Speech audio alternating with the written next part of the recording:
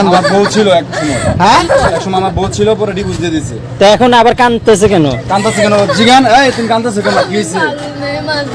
ভাই আমার প্রবাসে থাকাকালীন হ্যাঁ হ্যাঁ আমি তো ওর বিয়ে করি, হ্যাঁ। বিয়ে করার পরে আমাদের সন্তান আছে ভাই বাসায়। হ্যাঁ। তারপর আপনার আমাকে ডিভোর্স দিয়ে যায়, ছেলেদের পাল্লায় পরে আমার ডিভোর্স দিয়ে দিচ্ছে, বুঝছেন? আমার 5 বছরের যত টাকা ছিল প্রবাসে ইনকাম সব ভাই খাইছে, বুঝছেন ভাই? এই আপু এটা কি করে নিয়ে এই শোনো। ভাই কাবিনের 3.5 লাখ টাকা ছিল হ্যাঁ। আমার কাছ থেকে, পায়ে পায়ে নিছে ভাই 3.5 লাখ টাকা ডিভোর্স যেটা আমি ই করছে, বুঝছেন? 3.5 লাখ টাকা নিছে। এমনি তো কত লাখ টাকা খাইছে ভাই হিসাব ছাড়া।